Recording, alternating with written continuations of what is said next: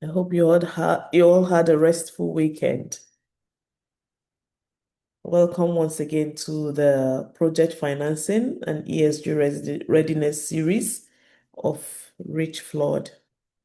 So today's session focuses on a very important area of compliance when it comes to project financing, and that is ESG. I believe we're all very familiar with the terminology ESG. But today we will break it down a little bit to elaborate the differences between ESIA, that's Environmental and Social Impact Assessment, ESMP, that is Environmental and Social Management Plan for projects, and then ESG, that is Environmental, Social, and Governance for projects as well. And we are going to be looking at the auditing part of things. At the end of this session, I'll share a sheet of an ongoing audit that we are doing. And maybe we can learn one or two things from that ESG audit precisely. So we will just get going now. I would like us to pay attention to the differences that we are going to be giving to these three terminologies. They are tools for auditing compliance for projects that are financed by either DFIs, funding partners, investors in all categories. These are tools that is globally used to check the compliance level and what needs to be done and what improvements need to be made. So today's discussion essentially is designed to clarify the differences and explain how each of these tools contributes to financing readiness and how it also contributes to bankability. So the session objective today is to establish the difference, when each tool is required, how lenders and DFIs generally use these tools, and the common compliance gaps that affect financing decisions in general. And these are our series of courses or of webinar runs every 2 weeks, and it is for project developers, it is for consultants, it is for DFIs, it is for banks and government agencies, anyone that is dealing with projects that undergoes funding. This webinar is for you and your colleagues. And why did we pick this topic today? It's because it matters. Many projects incorrectly assume that once they have done an ESIA, the process is completed. ESG compliance is finished. Meanwhile, in the reality, the ESIA identifies the impacts, the ESMP manages the impacts, you see, and then the ESG audit evaluates the performance, the compliances for each of these two and prepares it, provides a report that shows the compliance level and what needs to improve and when it needs to improve and who generally is responsible for the improvement. So the founders of most of the projects that are DFI funded or that should be DFI compliant in terms of the standards, they increasingly expect that these three components function properly. The confusion of mixing up or the weak implementation for each of these components creates financing risks in the long run and reduces the investors' confidence in the project in the long run. So let's take ESIA, for instance. That is environmental and social impact assessment, which is conducted before project implementation. I will emphasize that again. ESIA, Asia, as it's called, ESIA, as it's called, depending on your intonation and accent. Environmental social impact assessment is conducted before the implementation of the project. We get many requests. The construction is ongoing, and then we get requests for ESIA. That is the wrong timing.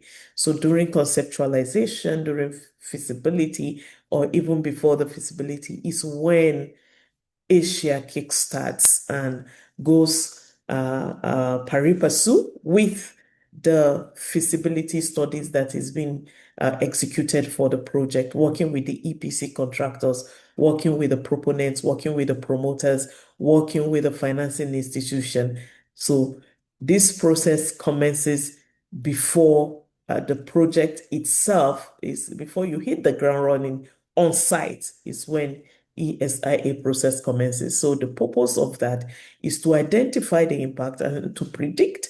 So if you have already commenced the project and we are already running a construction, we are unable now to predict the impact because the impacts are already running and managing them will just be more of a fire brigade approach. So every impact, every environmental impact, every social impact, every risk is identified during the ESIA implementation.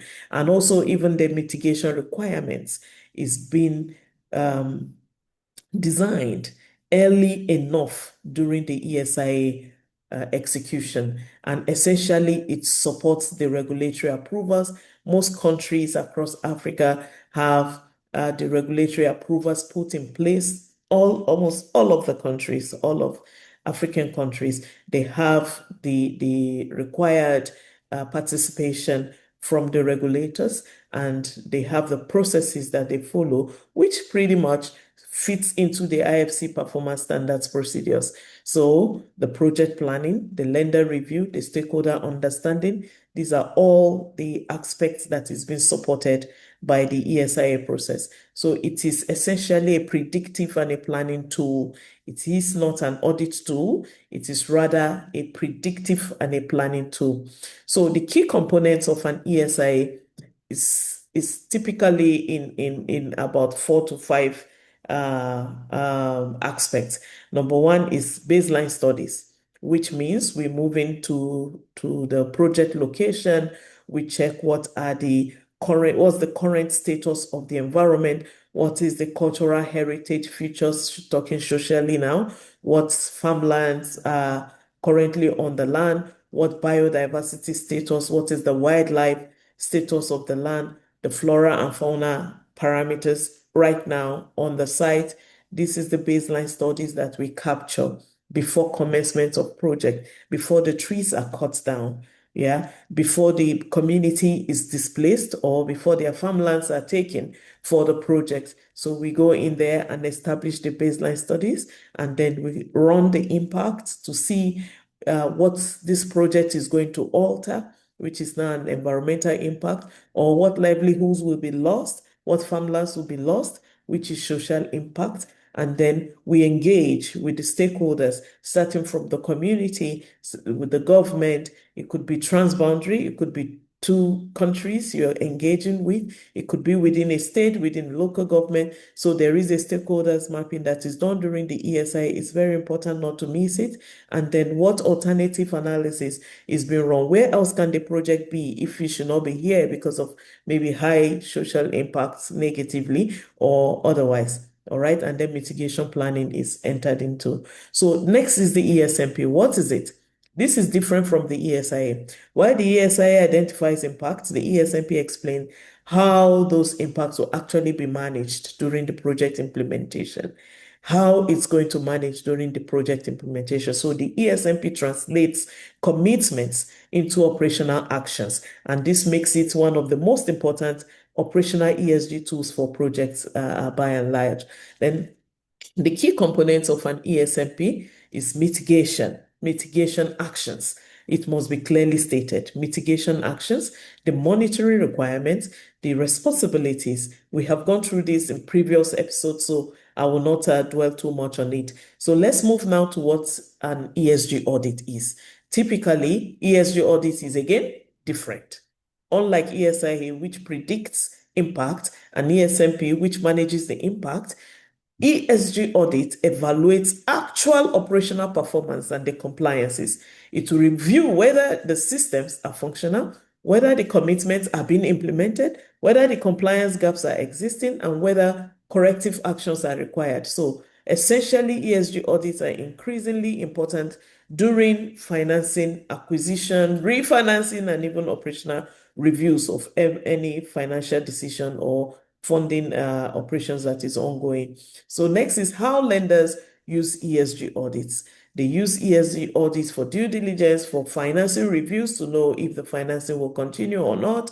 They check for operational assessment, for acquisitions and portfolio monitoring generally. So the audit helps lenders to determine the risk exposure for the project, the maturity of the operators, of the project proponent, the general compliance maturity, the operational discipline and corrective action that is required for that particular project. So audit findings can directly influence financing decision. Definitely, it directly influences financing decision. Then now let's look at the relationship between the ESIA, the ESMP, and the ESG audit. ESIA, as I said, identify impact. ESMP does manage the impact, and ESG audits evaluates the performance and compliance of the project in the long run. So all these three tools are interconnected. Next is where projects commonly fail. My next slide is where projects commonly fail. It fails because ESIs are outdated, ESMPs are not implemented, the monitoring systems are weak, the ESG systems are not existence. It's not just the policies that have been developed, but the operationality of it is non-existent or is inactive, or the audit findings may remain unresolved, is not given the required attention that it takes. So in many cases, like we said in previous episodes, documentation is not a problem. Documentation exists, but the implementation evidence is very, very weak. The audit I referenced earlier, that is the issue. There is documentation, but the implementation is nearly non-existent. So this creates a major lender concern. Now, what does the bank expect? Next slide. The banks increasingly expect alignment with international standards, and a majority is the IFC performance standards, like I have explained in previous episode, why we adopted that standard as our global standard for running these checks and compliances. And also the DFIs look at active ESG management system and the evidence that they need to make sure that, yes, this project and all of the promoters and the staff and the managers and the leaders, they are continuously improving. In the longer run, there's compliance on this project or there is none.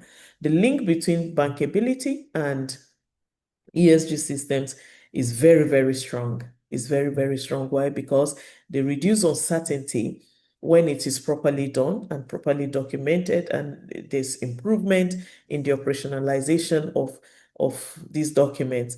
It also improves transparency when it's properly done. It strengthens governance and support lender confidence. In the long run, it also reduces operational risk. So the common mistakes that we make as organizations is that we are treating ESIA as a one-time exercise.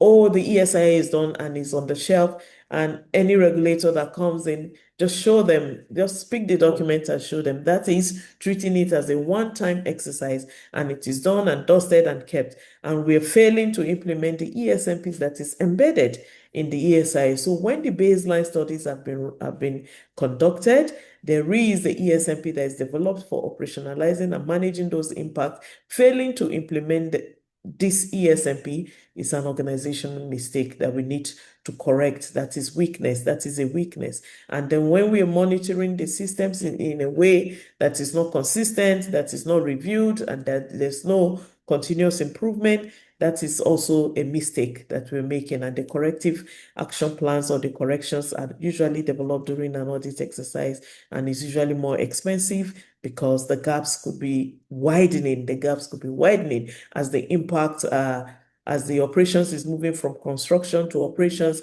the impact is also widening, across board. So how projects becomes financing ready is that we maintain and update compliance documents, we implement active environmental systems, social systems, and governance systems and structures.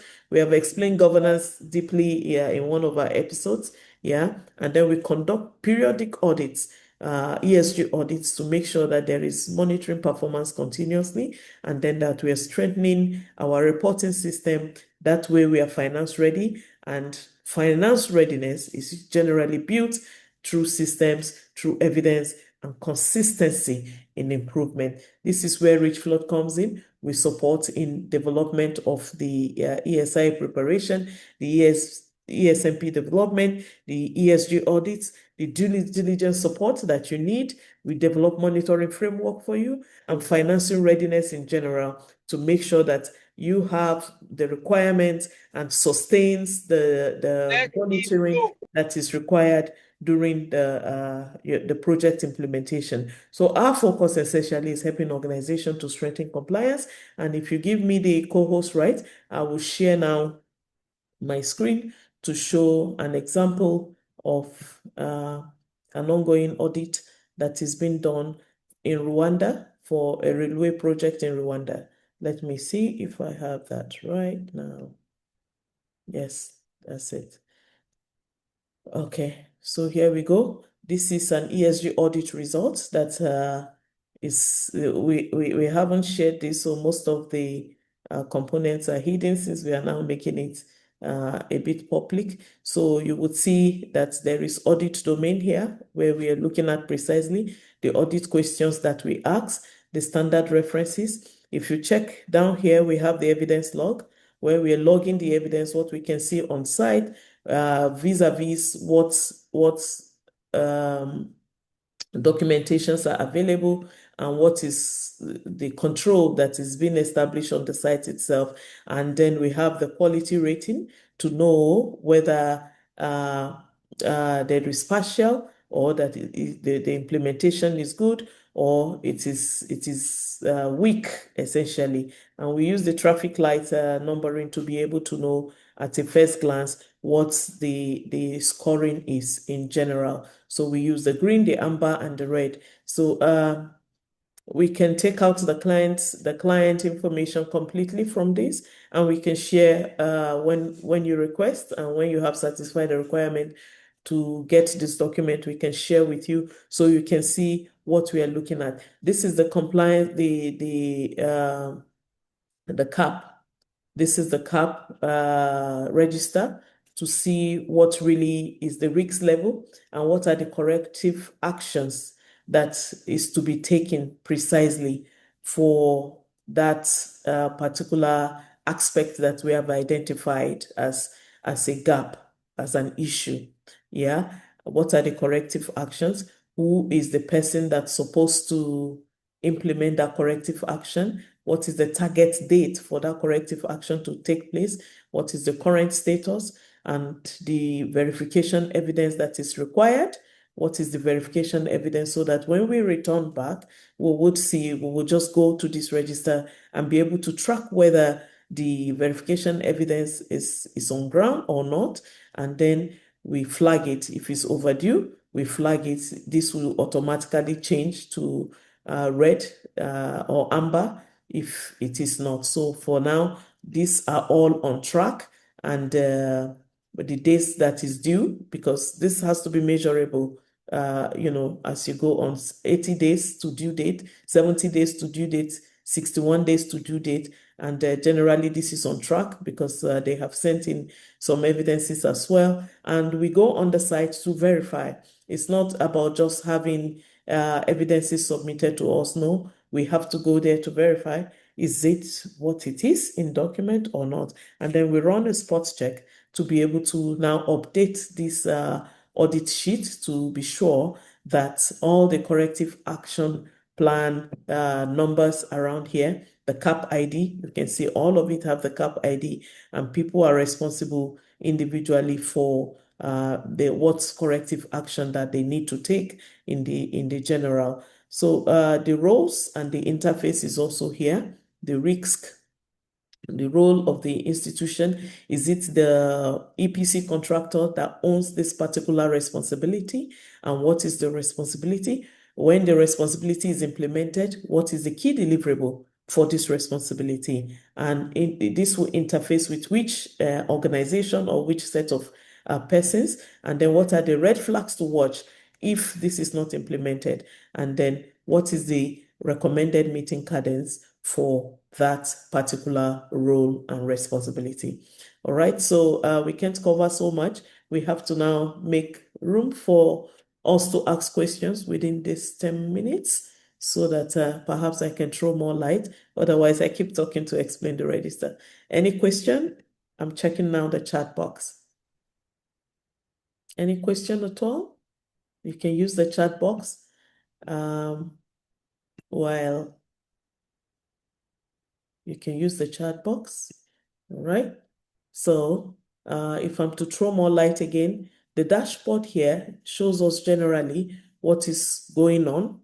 And as we are altering the parameters in the document itself, the count begins to reduce. This amber, which is almost near red flag but not red flag, could begin to drop down. Yeah, and the red flag could begin to go to 0 once we are editing the parameters in the sheet, and then the green begins to increase. We expect that the green begins to increase. So this is a sheet that is formula loaded. So as you are updating any aspect of the corrective action plans that's supposed to be undertaken, or any audit finding that is an amber or that is a red, once you're updating it and the process is improving, generally we have these aspects, these green aspects getting improved because you have done the needful, and the red certainly goes down. So generally, if you look at it, if I may ask, is this organization doing very well after the ESG audit? Not quite, not quite, because the green is very low. The green items are low, the amber items are 69, the red items are 24. So you see, we're dealing with numbers. This is the dashboard generally. So if you now need the details, you have to go down to the audit checklist and then to the CAP register. That's the corrective action plan register. And then the evidence log to see whether yes, because I have to go to the evidence log and enter whether yes, I got the evidence and it is satisfactory or not. And then the scoring generally will go up. The scoring generally will go up. So yes, I'm checking again the chat box. Thank you, Usman. Thank you. Yes, so thank you, Ade Dotun. Yeah. So you have a question there asking at what stage is the risk identified? So risk identification starts from the ESIA commencement process, which means, based on the definition that I gave earlier regarding when you should start the ESIA, is that you commence during the conceptualization stage of the project before construction commences, before any investment is done. That's when risk analysis is being conducted to check what are the environmental risks in this area, what are the social risks in this area, what are the regulatory risks in this area. Most people have approached me to say, regulate the geopolitical sphere in Africa is very unstable, is very unreliable. That is a risk. That is a risk. So some projects can shoulder and go in despite the geopolitical instability. They can do well, while some projects will just back out because they cannot stand the political instability. I mean, the regulatory instability for that country or for that location. So they may just see it as very, very high risk. What if we commence this project? And halfway this project, like we are analyzing a particular project that is a gold refinery. A gold refinery is very capital intensive and requires a lot of regulatory oversight, global regulatory oversight, not just the local regulatory oversight in that African country. But then the local regulatory oversight is high risk because today you can export, tomorrow you cannot export. Next tomorrow, you are even banned from producing, I mean, from refining. So based on the antecedents for that country. So that's a red flag. What if we invest so much money, if we invest $1 billion in this project and the government just suddenly changes and then the next leader wakes up and say, hey, you have to get out of this country. You are not needed here. That is high risk for that kind of project. So that is being done when it is conceptualized, not when you have invested already or when the investment is rolling. No, before a penny is dropped as a financing for that project, that is when this analysis, the risk assessment is evaluated. The risks are identified. The framework for the mitigation is being reviewed to see whether there is actually possibility to mitigate part of this risk. And if there is no possibility, that means it is extremely high and maybe it's irreversible. When something wrong happens, you can begin to ship away every equipment that you have installed. So once it is a high risk, there would be automatically a delay or complete denial, not just a delay. So it starts very, very early at the project implementation stage. Is it possible? I'm reading from Edwin, IOC Africa. Is it possible to have a template of the matrix? Yes, we can share the template of the matrix. If you have to use it anywhere, please reference and acknowledge Rich Flood. Yes, we can share that. But again, we have a requirement before you can receive either a certificate or the slides or any material that we're sharing, that you must have attended this event for 4 times. This, because we run it as a series, so you must have attended 4 times, and then you send an email to us requesting for the materials or for a certificate. And in the chat box, you can see also the attendance sheet to put down your attendance for attending. Washinga, Edwin, please put in your attendance for attending so that we can later attend to it.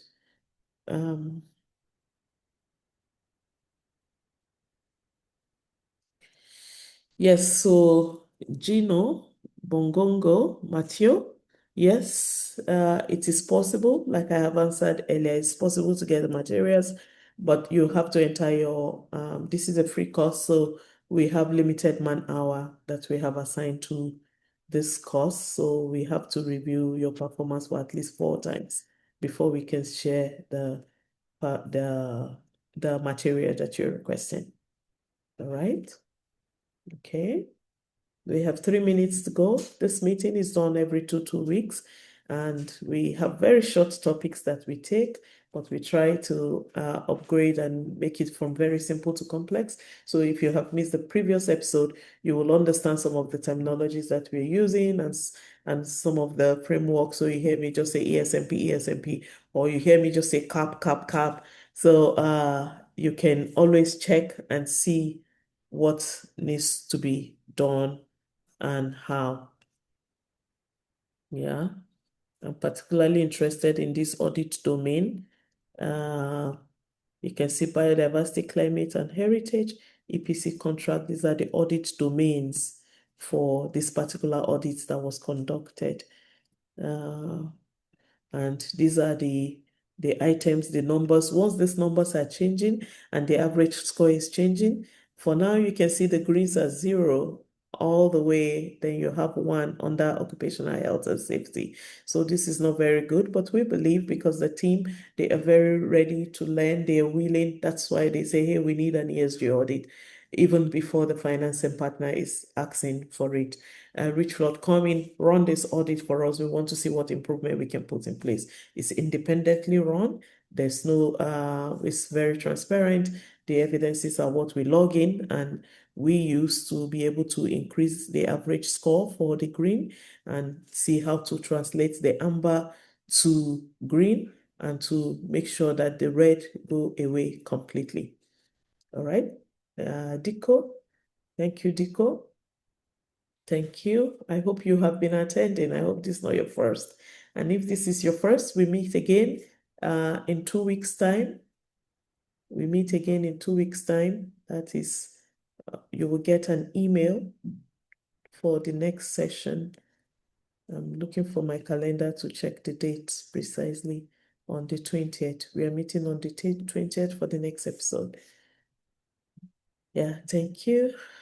Thank you. Thank you. Please do well to click the link to register your attendance, and maybe we'll start sharing the some that again will take some man hour, so I don't want to commit, but I wanted to say we may share some tips regarding what we are covering the next session so that you can prepare your questions. We'd like to attend to practical, apart from the sheets that we share, apart from the ongoing projects at Rich Flood that we share, we also want to hear from you what challenges you're facing on your project, most especially if you're our existing client.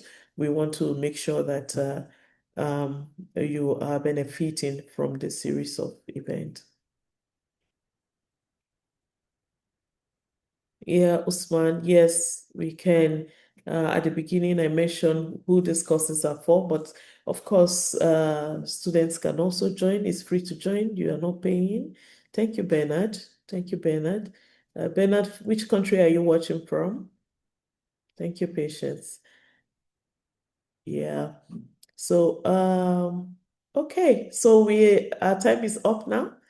Thank you for coming today, and I really do wish you a productive week ahead, loaded with success and very, very fruitful at the end of the day when you're auditing your performance on Friday. I wish you success to see that you have really done well. Yeah. So thank you very much and have a great week.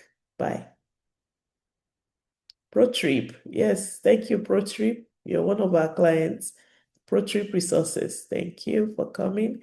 Please let your colleagues also be coming.